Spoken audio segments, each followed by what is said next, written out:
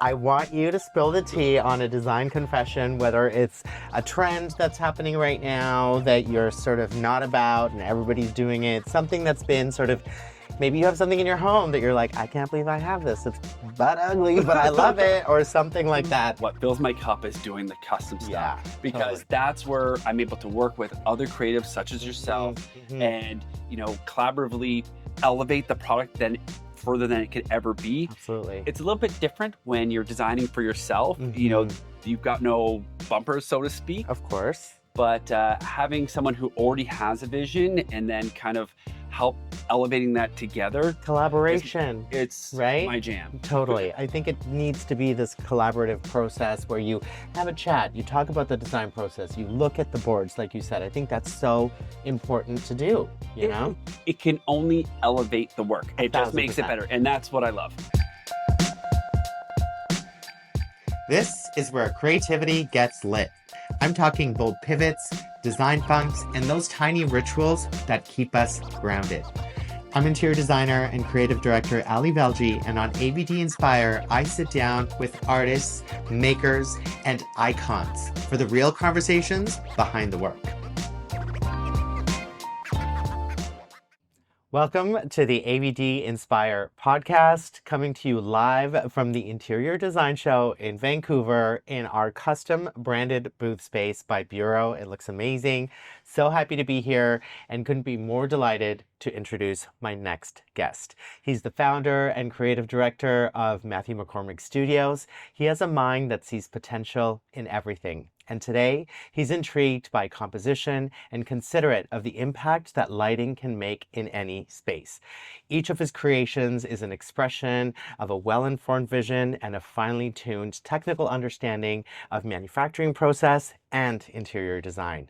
I've had the incredible opportunity of working with Matthew, and I've known him for quite some time. He's an incredible human being and an even better lighting designer. He's won numerous awards for his lighting creations and has been featured in Architectural Digest, Elle Decor, Wallpaper, Azure, Vogue Living, and so many more. I am so thrilled and so honored that Matthew McCormick is here today at AVD Inspire. Thank you so much for having me. You're so welcome. How are you? Good. That was quite the introduction. Well, I really appreciate it. listen, it's well deserved. Oh, thank you, sir. It's well deserved. You are doing some incredible things right now. Thank So you so you're much. here at the Interior Design Show showcasing a new product? Yes, we are excited to be able to launch. It's an extension of an existing product line that we have, OVA. Okay. We presented it last year in Milan. It's done incredibly, incredibly well. Previously we had more of an amber, more moody colorway. Okay. And so, I think right now the world feels a little bit prickly. Yes. We wanted to come up with some softer, more colorful colors. And so we have a new palette of colors that there's 7 new colorways that we have presented today. And Amazing. it's been very well received. And, speaking about accolades, we were very fortunate. Yesterday we won Best Booth for our setup. Congratulations. Yes, thank you. Okay, that's amazing. All right. Well, we were just saying that sometimes you just get so caught up in being at the show if you have your own booth and things like that, you don't necessarily get a chance to walk around. So I'm definitely going to have a little walk around and get to experience this like new lighting moment that you have going on. Absolutely. So tell me a little bit about, your lighting career, your path, and how you got to where you are at today. I always jokingly say it's a little bit by accident. Mhm. I have a background in advertising. I was a creative director for a number of years working in advertising. And, if I could give kind of the Coles notes, a lot of people ask, like, how did you make the transition from that to more industrial design? And I would say that there's not much of a difference. If I was working in advertising, my job was to work together with a client, and if it was a product, a service, or some sort of initiative, be kind of like a active listener and understand what they're trying to do and come up with a vision and what that looks like in print, online, in socials, all those different mediums, and make sure it's executed cohesively between Absolutely. all of them. Yes. But then I'd have to take that, translate what they're trying to do, then pitch it back to, say, their executive team, have buy-in, and then work with, I may not necessarily be a web designer, but I knew how to speak their language and make Right. sure that it was communicated. And like I said, created something that felt very considered for their product. Mm-hmm. Well, then when I made the leap to lighting, and again, it's a whole story on its own where I had designed my own lighting for my home. One person saw it, asked me to do a restaurant. When restaurant lands Wow. me another, all of a sudden now I go from my home apartment to my father-in-law's garage to then partnering with multiple manufacturers around the world. It kind of just Amazing. kind of blew up on me.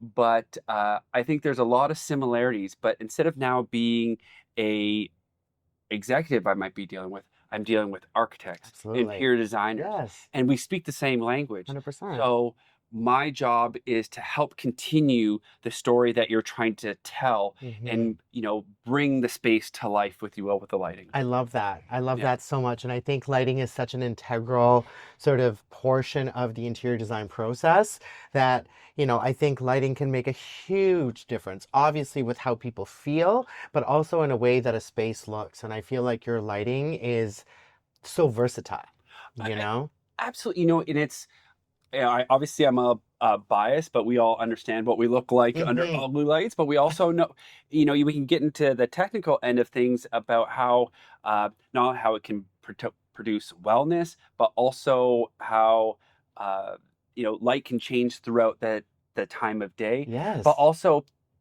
you can spend a fortune on these beautiful stone countertops and millwork packages, Mm-hmm. and it all looks cheap Totally. if you have the wrong lighting. Correct. Okay, it's time for some design tea. Whenever I start designing a home, the front door is one of the first things I think about. It's the start of your journey, and that's why I love Master Grain. Proudly Canadian, these premium fiberglass entry doors are available across North America and built to look just like real wood, but perform even better. Durable, beautiful, and built to last, they instantly elevate curb appeal and set the tone for your entire home. With Master Grain, you don't just open the door, you make an entrance. Now, let's get back to the conversation. So this season, I have sort of themed this season 2 of AVD Inspire to be about design confessions. So I want you to spill the tea on a design confession, whether it's a trend that's happening right now that you're sort of not about and everybody's doing it, something that's been sort of, maybe you have something in your home that you're like, I can't believe I have this. It's butt ugly, but I love it, or something like that. This is your chance to just let it all out. Well, I think that there's, especially I try really to take a humble approach to design. And I think, especially in design, there can be, a certain, we'll say a certain type of person. Yes. And, I try to be the antithesis of that. We try Okay. to take a very humble approach to design, be very approachable, and, allow for serendipity to happen. Mhm.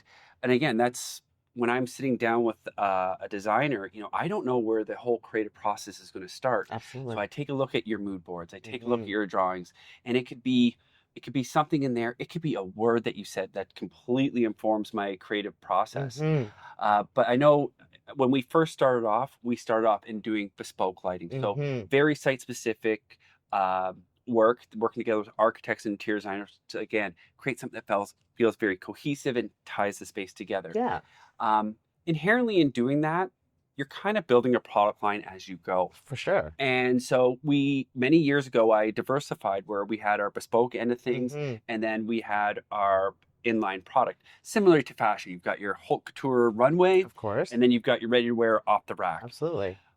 But in doing that, we're able now to leverage not only our collection, but leverage our custom know-how. Mhm. And if someone wants a 5-story cascading chandelier down a stairwell, we can do it. If they Mhm. want a multitude of pendants undulating over a dining room You table, can do it all. we can do it. Yeah. And, one of my confessions is, although I love creating products, Mhm.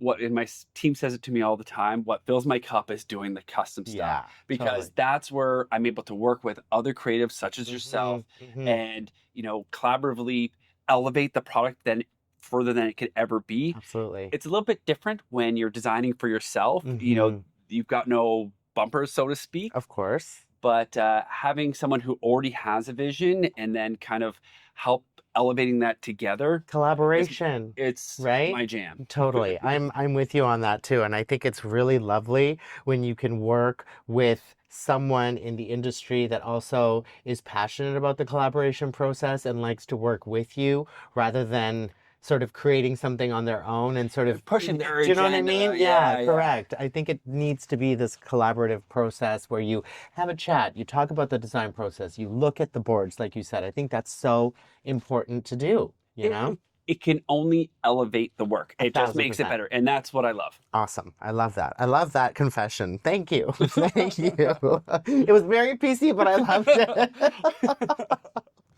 Okay, now tell me a career breakthrough that you've had because in all the conversations during AVD Inspire, there's always been something that every single guest has said that sort of changed the trajectory of, their sort of path in where they are today. Have you had a career breakthrough? I feel like although we've been in business now for going on 13 years, sometimes I still feel like we're just getting started, and I feel like it's not lost on me some of the opportunities that we've had that are unbelievable. But there's a few along the way that really stand out.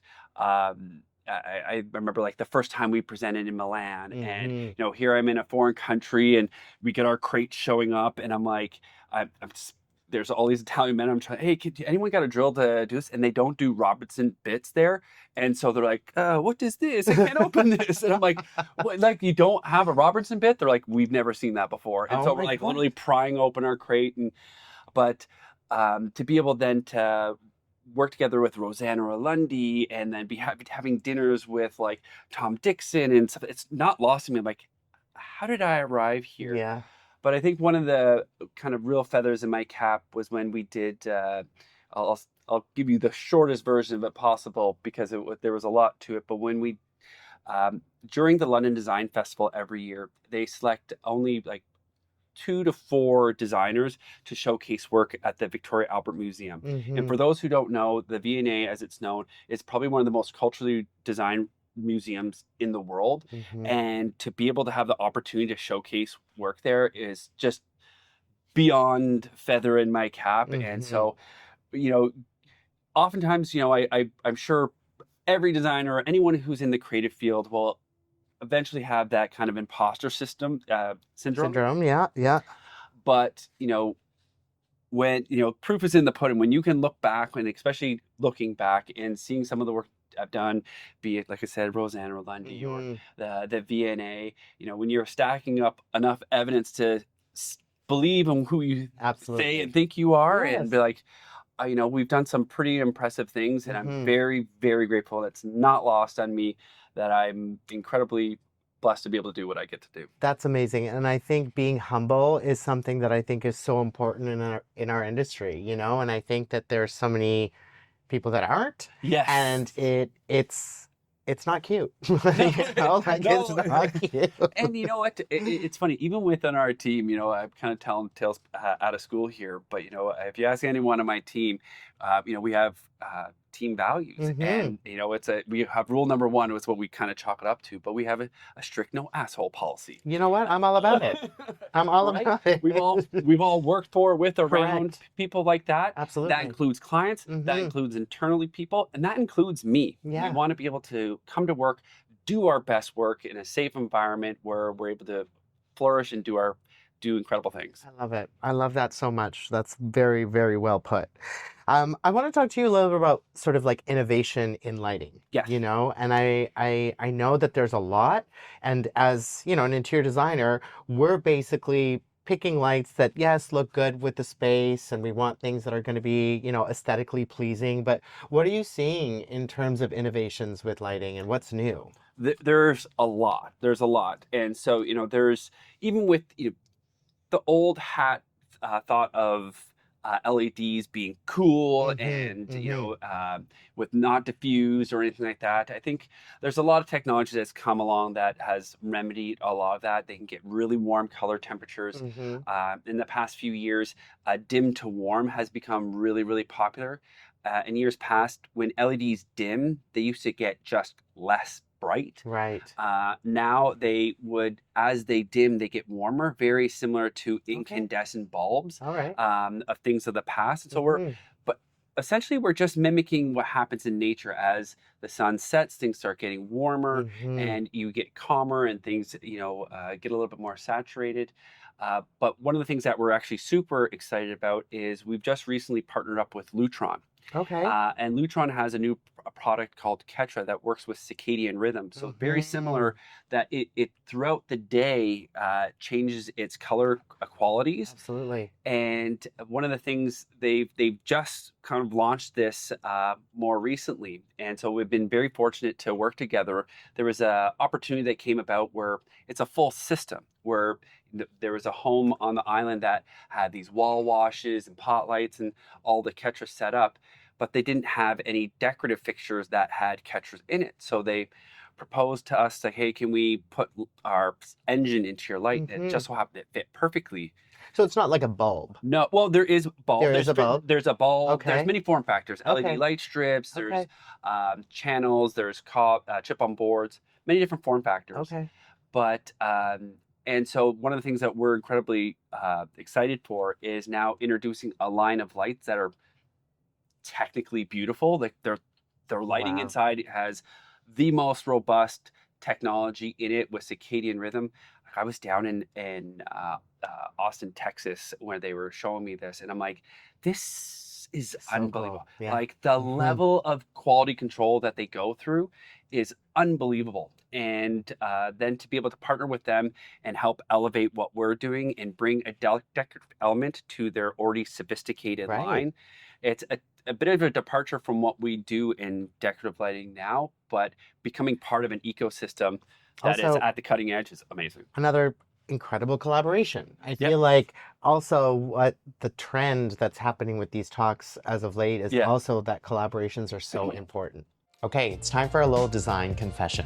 When it comes to entryway doors, I always find myself coming back to Master Grain. Their doors just aren't about function, they're about creating that wow moment every time you walk up to your home. They've mastered the art of making fiberglass look like real wood, and they have all the beauty and design options you want, but the durability that you actually need. And here's what I love even more. Master Grain is proudly Canadian and available coast to coast. So whether you're a homeowner dreaming up your forever home, a designer pulling a vision together, or an architect that's working on their next big project, their team is right there to make it happen. If you're ready to make the front door the statement piece that it deserves to be, Master Grain is the place to go. Do you have a favorite project? Oh, that's like saying who your favorite. I know. I'm putting everybody on the spot here.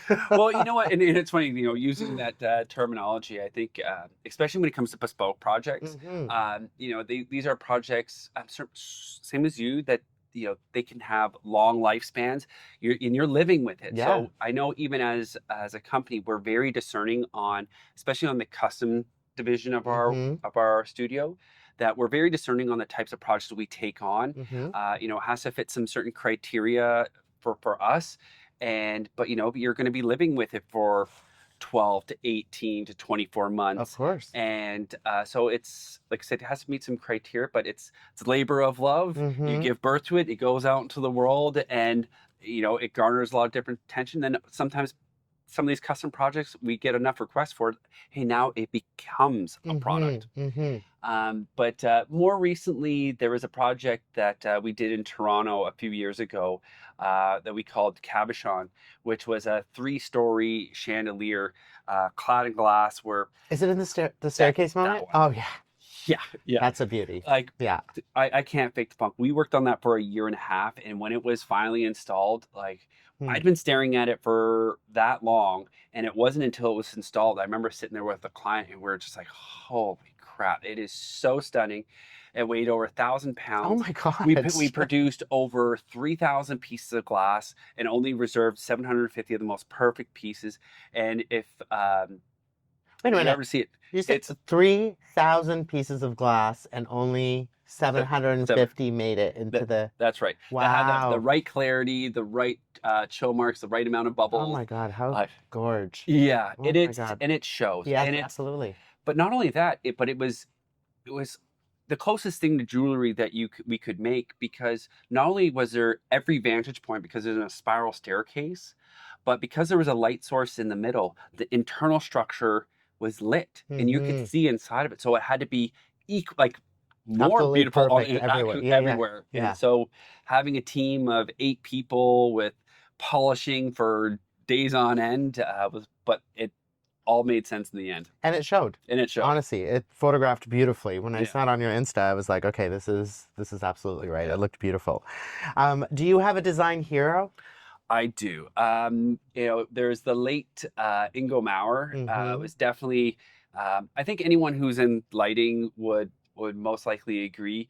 I always tell this story of, like, there's this one light I remember seeing at Inform years and years ago, way before I got into lighting, and it just looked like objects you could have found around the house and just put together. I'm like, what is this contraption? But it wasn't until you turned the lights off that you could see the genius of how he diffused the lights and created motion and used perspectives and shadow and light. You're like, wow, it wasn't the sum of the parts. It was the intrinsic way in which it was put together. Absolutely. And the understanding of it. And it didn't have to be precious metal or certain marbles or stone, but the genius still shone through. So I have a super respect for him. And maybe after the show, I'll tell you a little story, but I have one of his pieces that went out of production and he signed it. And then shortly after, he died. Oh my God. Yeah. And you have it? And I have it. And wow. There's many times he signed it. And there's been many times in different parts of the world where I've always just missed him. I've always wanted to meet him. But he wrote me a letter. Oh my God. When I got the light. It's a bit of a long story, but save for another time. But when he found out that I wanted it, he made it happen and he signed it. And that's spectacular. Yes. I love that. Oh my God, that is a very lucky moment. Very, very lucky moment. I'm a huge music lover. I love listening to music in the office, in the car, when I get home. There has to be music playing at all times. Do you like music? Do you like to listen to music while you're working? And what is on your current playlist? I'm very much into music, and I will definitely say it definitely inspires me. It gets me into heading, if it's, but I will say I'm actually been really into, I obviously listen to a lot of podcasts, but even more so, I've never been too much of a reader, but I do love listening to books. Okay. I'm actually on my 6th round of listening to Rick Rubin's book. Oh my God, is it The Creative Act or The Creative Process? Okay. Tell me more about it. You could pick this up. Like, I'll go for a 15-minute walk and just pick it up at anywhere, and you can pull a nugget out of it. I feel like he's this like spiritual artistic guru that just, I don't know, I find just really speaks to me. And if I ever need to get inspired or need like a little pep talk, I'll put that on. Or sometimes I'll go for like a 2-hour bike ride and just fill this in my head, and all I want to do is get home and get to work. Oh my God. Yeah, it's worth listening. And so if it's make it a coffee table book, or just if I've got I love the downtime, idea of like listening to an audiobook, because sometimes reading makes me sleepy. Yes, I'm with you. Like I'll like read 2 pages of one thing and then fall asleep and then have to read those same 2 pages again because I'm falling asleep. So this is a really good idea. I love that. And the great thing is you can pick it up. It's not necessarily telling a linear story. So like just picking up anywhere is great. Yeah. Okay. That's amazing. That's awesome. And then one last question before we end. We could chat for another 2 hours. Yes. What does your home look like? Oh, that's interesting. It's kind of funny you asked that, because we actually just recently moved, and I tend to consider myself a eclectic minimalist. I like pulling from different genres. So if you were to look at my house, I've got a myriad of like organic modern, sprinkles of mid-century, and but every piece is a little bit different. It's a kind of mismatchy, but they're all objects that I've just obsessed over.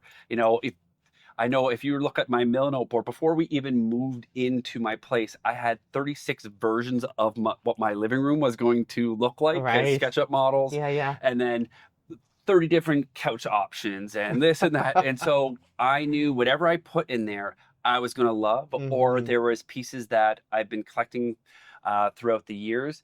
And especially even being at the show here, I feel like I'm surrounded by a lot of friends and a lot of talent, and, you know, integrate some of their pieces. So everything in my home is there's nothing from a table lamp to a throw pillow, you know, that hasn't been considered or has some sort of story behind it, where why I have it. And so there's no commodity anything in there. Everything has been right down to my door handles, my door hinges, my light switches, everything. Spoken like a true designer. There you go. It's curated. Everything has a story. That's exactly right. I love that. I love that so much. Thank you, Matthew, for being here. It's been an absolute delight. And if people want to find you, where can they find you? You can find us at matthewmccormick.ca or on our socials, matthew.mccormick on Instagram. This has been an absolute delight. Thank you so much for being here, and I wish you nothing but the best. Thank you so much for having me. You're welcome. Cheers. Another episode of AVD Inspire in the books, recorded live at IDS Vancouver inside our Designer Confessions recording booth. A huge thank you to IDS Vancouver and Bureau for making it all happen. You really made my podcast dreams a reality. And of course, a massive thank you to my guest, Matthew McCormick, for joining me and sharing your design confessions. I absolutely loved this conversation, and that Ingo Maurer story, wow. Make sure you follow Matthew at matthew.mccormick on Instagram. A huge shout out to our sponsor, Mastergrain. Without you, this would not have been possible. The Canadian brand you can trust for premium fiberglass entry doors that redefine modern living. They're available across North America. Mastergrain is ready to bring style, performance, and lasting beauty to your next project. Okay, design lovers, if today's conversation gave you something to think about, do me a favor and subscribe, follow, and share the podcast with your favorite design crew. The more we spread the conversation, the more we spread the inspiration and the love. I'm Velji, and stay tuned for another episode next week. I love ya.